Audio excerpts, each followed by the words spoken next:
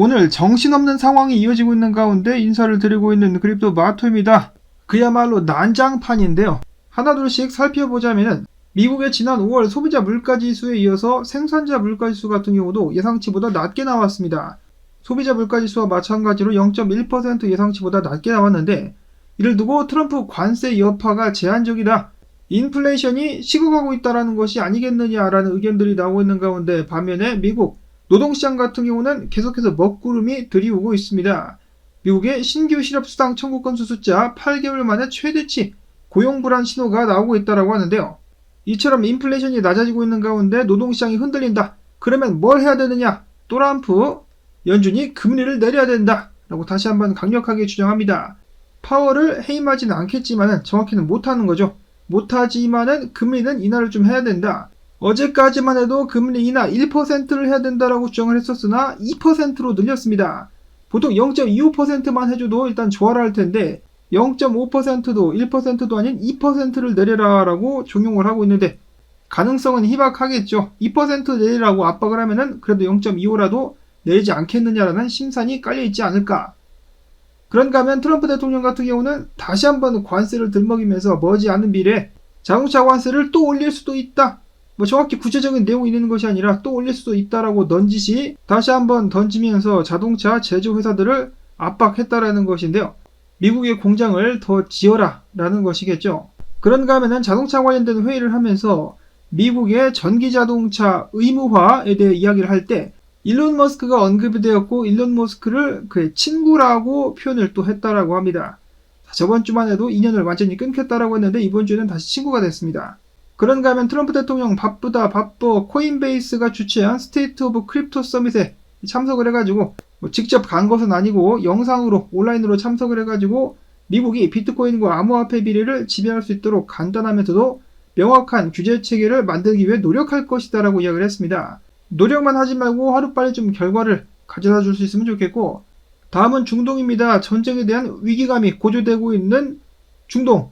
이스라엘이 이란을 칠 수 있다라면서 미국 현지 인력 대피 등 어제 난리가 났었는데요. 이를 두고 트럼프 대통령은 이스라엘이 지금 당장 이란에 대한 공격을 안 할 것 같지만은 할 수도 있다. 이란은 핵을 가져서는 안 된다. 핵을 포기해야 되는데 포기하고 싶어 하지 않는다. 그러나 우리는 지금 이것에 대한 협의에 가까워져 가고 있다. 그러다가 또 갑자기 이스라엘이 또 공격을 시도할 수 있겠다라고 이야기를 하면서 옆에서 듣고 있는 사람도 혼이 나갈 정도의 화법을, 정신사나운 화법을 계속해서 이어나가고 있었다라고 합니다. 트럼프도 정말 대단하다라는 생각이 드는 것이, 정말 정신이 없는데 미국 같은 경우도 폭동 때문에 난리가 났는데 이 모든 상황들을 그래도 다 일단 관리를 하고 있습니다. 잠시 미국 증시 불안하게 출발을 했었으나 일단 전부 다 양전. 오늘 일제히 상승을 해주고 있는 가운데 달러가 계속해서 약세를 보여주고 있죠. 97.94포인트까지 떨어졌습니다. 약세를 보이고 있는 달러. 비트코인 같은 경우는 좀 쏴주면 좋겠는데 107,558달러에서 헤매고 있습니다. 지금부터 다시 말아 올릴 수 있을 것인지 아니면은 추가적으로 조정이 나오게 될 것인지 긴장되는 상황이 이어지고 있는 가운데, 비트코인 현물 ETF 같은 경우는 어제 자금 유입이 있었습니다. 1억 6,500만 달러. 이 중에 블랙락에서는 1억 3,200만 달러가 유입이 되었었고, ETF에 뒤질세라 기업들도 비트를 계속해서 모아가고 있습니다. 특히 일본 기업들 최근에 움직임이 두드러지고 있는데요. 일본의 게임사 구미가 80.3개 비트를 추매했다라는 소식, 그리고 패션 기업 마찬가지로 일본의 아나비 23개 비트를 추매했다라고 밝혔습니다. 그런가 하면은 뉴욕 증권거래소에 상장된 전자상거래 기업 DDC 엔터프라이즈가 38개 비트를 추매했다라고 밝혔었고, 이어서 게임스탑은 17억 5천만 달러를 조달해가지고 비트코인을 매입하겠다라는 발표를 했는데, 안타깝게도 그들의 주가 같은 경우는 24% 떡락을 하고 있었다라고 합니다. 반대 상황이 나와줘야 되는데 주가가 상승이 아니라 하락하고 있다. 게임스탑의 투자자들 같은 경우는 비트코인 변동성이 불안하다라고 생각을 하기 때문에 게임스탑의 이런 움직임을 부정적으로 받아들이고 있는 것 아니겠느냐. 비트코인이 한 20만 달러 가게 되면은 이런 의심도 싹 사라질 듯. 자, 다음으로는 프랑스의 블록체인 그룹 같은 경우 비트를 추매하기 위해서 970만 유로를 조달하겠다라고 발표를 했습니다. 기업들이 계속해서 비트를 모아주고 있는 상황. 비트의 수량은 한정되어 있다. 먼저 집는 사람이 임자인 비트코인 쟁탈전. 자, 다음으로는 분석 및 동향입니다. 비트코인 개인 투자자들이 돌아올 조짐을 보이고 있다. 상승장의 끝인가? 상승장의 시작인가? 개미들의 등장. 센티멘트는 X를 통해서 비트코인에 대한 긍정적인 언급이 부정적인 언급보다 2배 이상 많아졌으며, 이는 도널드 트럼프 미국 대통령이 당선된 7개월 전 이후 최고 수준이다라고 밝혔습니다. 시장 심리는 역으로 움직이는 경우가 많기 때문에 개미들이 이런 식으로다가 사상 최고가에 대한 언급을 계속해서 하며 탐욕을 나타낸다. 이는 고점 신호일 수 있다라는 경고를 남겼는데요. 즉 개미들은 항상 반대로 간다더라 라는 것이죠.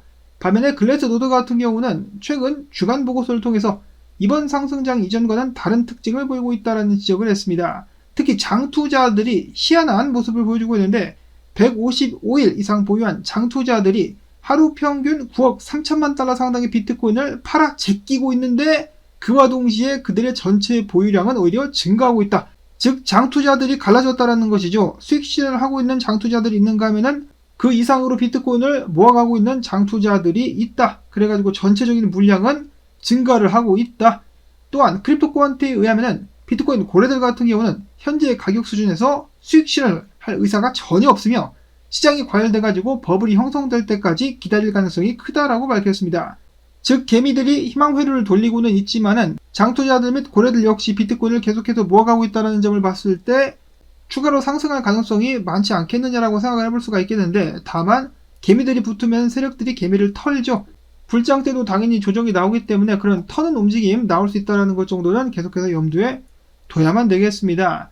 한편 비트코인 옵션 거래자들 같은 경우는 비트코인이 11만 500달러를 뚫지 못하자 추가적으로 하락하게 될 것이라는데 베팅을 많이 하고 있다라고 하네요. 옵션 시장 같은 경우는 약세 심리가 만연한데 6월 말 만기 풋옵션 행사가 10만 2천 달러 매수세가 강하며 일부 트레이더들은 13일 비트코인이 10만 5천 달러까지 내려갈 것이라고 확신하고 있다라고 밝혔습니다. 날짜는 모르겠지만 왜 10만 5천 달러까지 내려갈 거라고 확신하고 있겠느냐? CME 갭 때문에 그런 것이겠죠. 근데 CME 갭만 믿고 계속해서 나대다가는 뒤지는 수가 있는데, 다음으로는 분석인데 달러 같은 경우 지금 쭉쭉 빠지고 있죠. 달러 이런 하락을 예상했었던 크립토 블렛 분석가 같은 경우는 달러가 0.95포인트까지 내려갈 것이다라고 예측을 하고 있습니다. 추가적으로 달러가 녹는 움직임이 나오게 될 것이다. 미국의 억만장자 폴 튜터 존스 같은 경우도 내년까지 해가지고 달러 가치가 10% 추가로 더 빠지지 않겠느냐라는 우려를 나타내기도 했었다라고 하는데요. 자, 모든 사람들이 지금 달러에 대해서 신뢰를 조금씩 잃어가고 있습니다. 그도 그럴 것이 미국의 빚이 계속해서 늘어나고 있는 가운데 연준의 금리 인하에 대한 압박이 커져가고 있기 때문에 달러의 약세를 계속해서 점치고 있는 것이 아닐까. 자, 다음으로는 비트코인 해시리본 매수 시그널이 최근에 또 떴다는 소식이 나왔었는데요.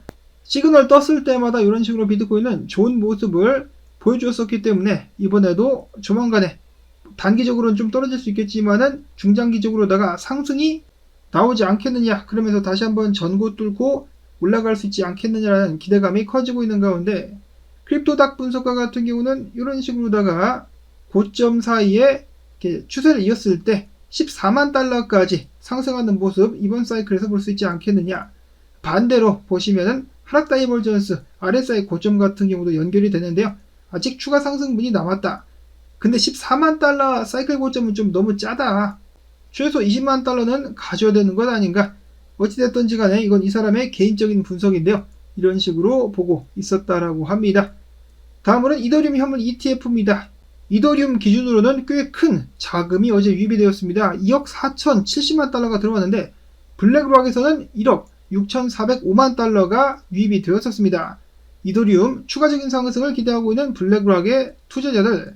자, 이더리움 같은 경우 지금 최근 정을 뚫고 지지 확인을 한 듯한 모습이 보여지고 있다. 그래서 지지 확인을 만약에 제대로 마칠 수가 있다면 추가적인 상승 나오지 않겠느냐. 주봉 매니아 렉트캐피탈 분석가 같은 경우도 날카로운 지적을 해줬는데요. 2021년도, 2024년도 같은 경우 이더리움이 2,500달러를 뚫고 나서 해당 자리를 지지 구간으로 바꿨을 때 이더리움은 두 번 다 4,000달러 상단까지 상승한 적이 있었다. 그리고 이더리움 최근에 2,500달러를 다시 지지 구간으로 바꾸고 있기 때문에 조만간에 4,000달러까지 다시금 또 쏴주지 않겠느냐라는 그런 기대감을 나타냈습니다. 이더리움 가주앗. 자, 그런가 하면은 솔라나 같은 경우도 이거를 메가폰 패턴이라고 하나요? 이런 식으로 해가지고 추가적으로 상승하게 될 것이다. 지금 바닥 찍은 것과 진대없다 라는 분석이 나오기도 했었습니다. 그 다음으로는 블룸버그 측에서 에이다 ETF 승인 확률을 75%로 상향했다라고 하는데요. 뭐 사실 에이다도 그렇고 다른 알트코인들, 유망한 코인들 같은 경우는 ETF가 승인이 날 텐데 문제는 언제가 되느냐겠죠. 모르기는 몰라도 이번 사이클 끝나기 전에 알트코인들, 현물 ETF들 일제히 승인되면서 알트 폭등장이 한번 나와줄 수 있지 않을까 하는 기대감 살포시 가져보고요. 자, 그 다음으로는 트라이던트. 무슨 회사냐? 싱가포르에 본사를 둔 나스닥 상장사입니다. 트라이던트가 5억 달러를 조달해서 리플 XRP를 매수하겠다라고 밝혔습니다. 그들은 XRP를 회사의 장기 전략적 비축 자산으로 활용할 예정입니다. 리플 가나요? 마지막으로 USDT의 발행사 테더 같은 경우는 캐나다 금 로열티 기업의 지분을 31% 인수하게 되면서 비트코인 뿐만 아니라 여기에 금까지 추가한 금과 비트코인의 콜라보레이션 실물 기반 자산 생태계를 통합하려는 전략을 본격화하고 있다라고 합니다. 금은 좋아하지만은 비트코인을 싫어하는 사람들 같은 경우는 금과 비트코인이 통합된 생태계가 있으면은 좀 더 마음을 열기가 쉬워질 수도 있겠네요. 전 세계의 부들이 자산들로 몰려드는 이런 상황들 계속해서 이어지게 되지 않을까라는 예상을 해보면서 또한 부디 전쟁은 꼭 나지 않았으면 좋겠습니다라는 바람을 전해보면서 저는 오늘 영상 여기서 인사를 드리도록 하겠습니다. 언제나와 마찬가지로 제 영상이 도움되셨다면 토마토 채널 지원해주기 광주때 부탁을 드리고 내일은 제가 일이 있어가지고 영상 업로드가 늦어질 수가 있다는 점 말씀을 드리면서 저는 다음에 새로운 소식 가지고 인사를 드리도록 하겠습니다. 안녕히 계십시오.